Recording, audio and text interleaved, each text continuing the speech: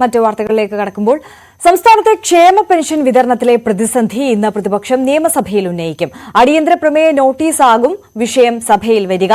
PC. Vishnunath notice നൽകും. വ്യവസായം, സാമൂഹ്യക്ഷേമ വകുപ്പുകളുടെ ധനാഭ്യർത്ഥന ചർച്ചയും ഇന്ന് സഭയിൽ നടക്കും. വിവരങ്ങളുമായി എം.ജി. മിഥുൻ ചേരുകയാണ്. മിഥുൻ, ഈ ഒന്നാം ടേമിൽ സർക്കാരിന് ഏറ്റവും വലിയ മതിപ്പുണ്ടാക്കിയ ഒരു വിഷയമാണ്. രണ്ടാം ടേമിലേക്ക് കടക്കുമ്പോൾ ഏറ്റവും വലിയ അവമതിപ്പിന് സർക്കാരിനെ ഇടയാക്കിയ ഒരു വിഷയം കൂടിയാണ് ഈ ക്ഷേമ പെൻഷൻ വിതരണത്തിലെ പ്രതിസന്ധി. അത് സാധാരണക്കാരെ ഒരുപാട് ബാധിക്കുന്ന വിഷയമാണ്. അത് സഭയിലേക്ക് എത്തിക്കാനുള്ള ശ്രമത്തിലാണ് പ്രതിപക്ഷം, അല്ലേ?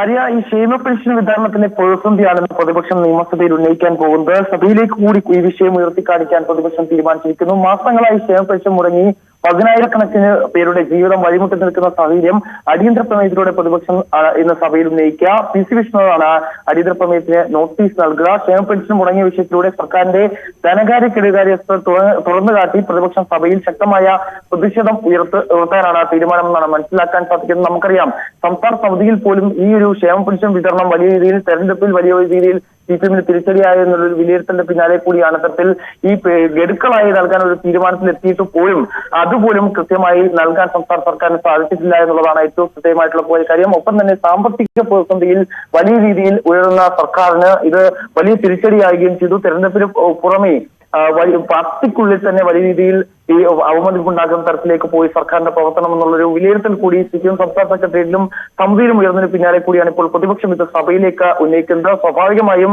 വലിയ പ്രതിഷേധത്തിന് സഭയിൽ ഇന്ന് കാണാൻ സാധിക്കുമെന്നാണ് നമുക്ക് മനസ്സിലാക്കാൻ സാധിക്കുന്നത്. കാരണം ഈ സാധാരണക്കാരെ ബാധിക്കുന്ന വിഷയമാണ്. ഏകദേശം 6 ഗഡുക്കളോളം ഇതുവരെ കൊടുക്കാനുണ്ട്. ഓരോ ഗഡുക്കളായി, അതായത് ഈ ഒരു നിലവിൽ പെൻഡിംഗ് ആയിട്ടുള്ള ഈ 6 ഗഡുക്കൾ നിലനിർത്തിക്കൊണ്ട് ഓരോ ഗഡുക്കളായി മാസം തോറും വിതരണം ചെയ്യാൻ ഒരു തീരുമാനത്തിലേക്കായിരുന്നു നേരത്തെ സംസ്ഥാന സർക്കാർ എത്തിയിരുന്നത്. പക്ഷേ ഇതിനുവേണ്ടി കൂടുതൽ തുക കണ്ടെത്തേണ്ട ഒരു സ്ഥിതിവിശേഷമുണ്ട്. ഒപ്പം തന്നെ കേന്ദ്ര സർക്കാരിൽ നിന്ന് ലഭിക്കേണ്ട വിഹിതവുമായി ബന്ധപ്പെട്ട ഉള്ള കാര്യങ്ങളായിരിക്കും പ്രധാനമായും ധനമന്ത്രി ഇത് സംബന്ധിച്ച് മറുപടി പറയുക എന്നാണ് നമുക്ക് മനസ്സിലാക്കാൻ സാധിക്കുന്നത്. കാരണം ഇക്കാര്യത്തിൽ വ്യവസായ വകുപ്പിന്റെ തരത്തിൽ ഇക്കാര്യത്തിൽ ധനമന്ത്രി എന്ത് നിലപാട് സഭയെ അറിയിക്കും എന്നുള്ളതാണ് നമുക്കിനി കണ്ടറിയേണ്ടിയിരിക്കുന്നത്. എന്തായാലും വലിയ പ്രതിഷേധം ഉയർത്താൻ തന്നെയാണ് പ്രതിപക്ഷത്തിന്റെ തീരുമാനം എന്നുള്ള കാര്യത്തിൽ സംശയമില്ല. കഴിഞ്ഞ ദിവസങ്ങളിൽ സമാനമായ രീതിയിൽ പല വിഷയങ്ങളും സഭയിൽ പ്രതിപക്ഷം കൊണ്ടുവരികയും ചെയ്യുന്നു. അതുകൊണ്ട് തന്നെയാണ് ഇത്തവണ ഈ വിഷയം തന്നെ ഉയർത്തിക്കാണിക്കാൻ പ്രതിപക്ഷം തീരുമാനിക്കുകയും ചെയ്തിരിക്കുന്നത്. നിലവിൽ 10,000-കണക്കിന് ആളുകളുടെ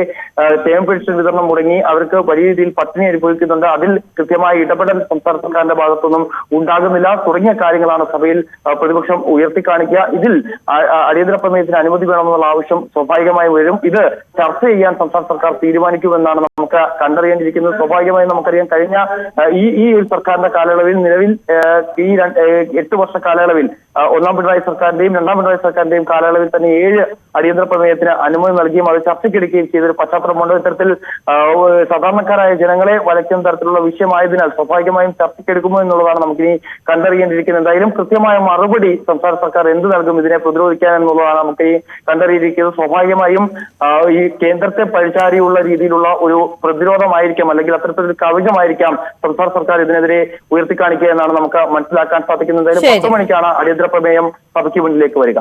ശരി, എം.ജി. മിഥുനാണ് വിവരങ്ങൾ നൽകിയത്. ആലുവയിൽ